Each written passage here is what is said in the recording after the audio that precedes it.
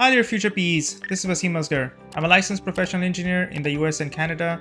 I've authored several books on the topic of FE Electrical and PE Power exam preparation, and I also run popular exam preparation programs for FE Electrical and PE Power exams. So without further ado, let us dive into the content. FE Electrical and Computer Reference Handbook versus the PE Power Reference Handbook. The first difference is that there is no such thing as FE Electrical and Computer Reference Handbook. There is actually a FE Reference Handbook, and NCS almost every year, every other year, updates these reference handbooks. Most of the time, updates are related to errors, errata, corrections, equations. And the interesting thing, the frequency of the FE Reference Handbook updates is more than that of the PE Power Reference Handbook. And the reason is that there is one reference handbook for all disciplines when it comes to the FE exam. What do I mean by that? You have FE Electrical covered in the reference handbook. You have FE Mechanical, Civil, Environmental, Chemical, other disciplines. So there is one reference handbook for all the FE exams. When it comes to the PE Power exam, we have a dedicated reference handbook for the PE Power exam. We are looking at about 400 plus pages over here, and I think this is about 100 to 200 pages roughly. Okay, I don't exactly remember the numbers, but the amount of content is less, but it is focused. It is laser focus on power systems. Now, you might assume, if you haven't really gotten started with the exam preparation for FE Electrical or PE Power, that because of the fact that we are dealing with a reference handbook for FE Electrical, which also contains lots of other disciplines, that in some sense, this particular reference handbook might be diluted in the sense that for your FE Electrical and Computer exam, which contains 17 sections, covers practically your entire undergraduate engineering coursework, we are stuffing the equations and the definitions and the formulas and the diagrams in one handbook along with so many other disciplines.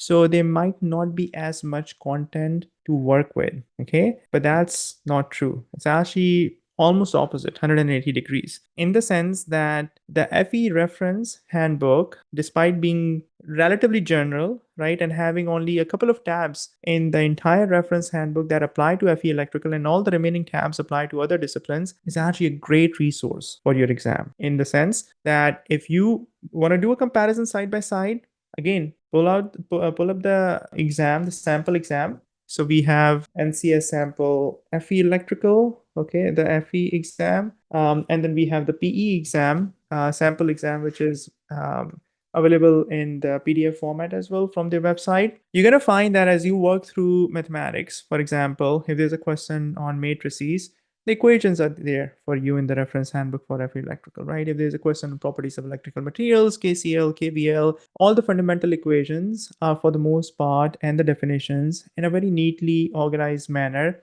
provided. There is little to no omission in terms of any major concept when it comes to the FE Electrical and Computer reference material found in the FE Reference Handbook. Now, although we have a dedicated reference handbook for the PE Power exam, and although it has recently gone through a revision, which will be in effect from October 1st, 2025 onwards, the interesting thing is that when you open the NCSP Power Reference Handbook, when you look at the list of the topics that we have in the exam specification, the very first topic is measurement instrumentation. The very first subtopic within that section is instrument transformers. You open this reference handbook, you try and find instrument transformers, the CTs and the PTs, the VTs, you don't find anything, okay? And there are multiple instances like that. Surge protection, you don't find anything.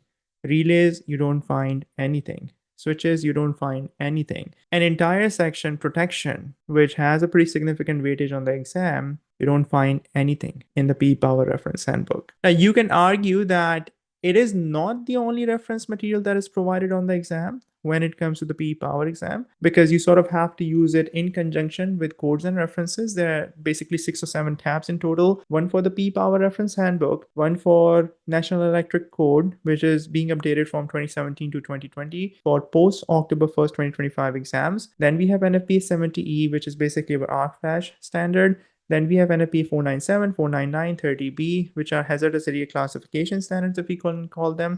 And then we have NESC, which is really dealing with the utility design, and it's primarily used for higher voltages. There's a point of demarcation between NEC and NESC. So if we add all of these together, the PE Power Reference Handbook, NEC, NFPA 70E, three other NFPA standards. So we're looking at 6 plus 1 NESC, so 6 to 7 references. So you have to sort of make use of all of them in conjunction.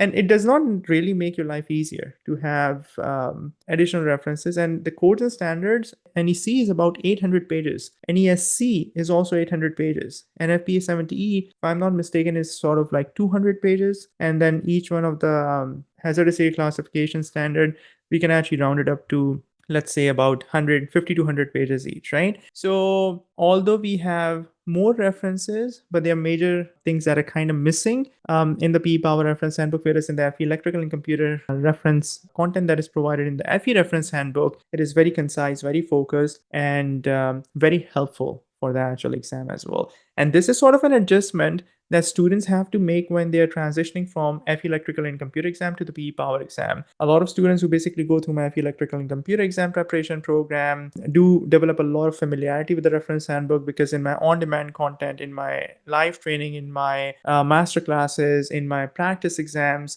I cross-reference the relevant page numbers or equations that they can make use of, right, as part of the solutions and whatnot. And by the time they're done with the entire coursework, they have a very, very good understanding of where things are in terms of the reference handbook. When we transition to the PE Power exam, in addition to realizing that the PE Power exam is very deep, we have to sort of address the tangential concepts. We have to dig deeper. We have to be willing to learn concepts, a lot of them which are not found in the reference handbook. That's a major adjustment for a lot of students, right? Because now you cannot rely on the reference handbook as much. Now you have to go beyond what is in the reference handbook.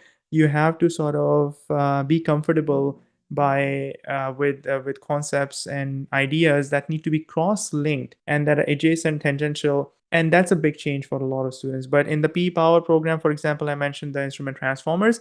The very first topic which is missing in the reference handbook completely for PE Power, I basically deal with error ratings of CTs. I deal with the burden calculations, excitation curve, the knee point, the different types of CTs, their applications, safety considerations, and whatnot. So much so that folks who actually have been working in the industry in production and control setting environment, they basically tell me that even after years of experience, they've learned a lot from the content that is in the program. So this is the kind of adjustment that we have to make, and pros and cons for each one of them, obviously. With the FE Electrical Reference Handbook and the FE exam in general, it's a little bit higher level, but a lot of content to cover. With the PE Power exam, it's very, very focused, so it carries over a lot of synergy, overlaps between the topics. But we have to be willing to dig deeper, and that's kind of adjustment that we have to make when we transition from one exam to another exam. If you're new to this channel, please consider subscribing.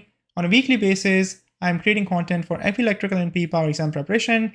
I also discuss topics related to electrical engineering with a focus on power systems engineering.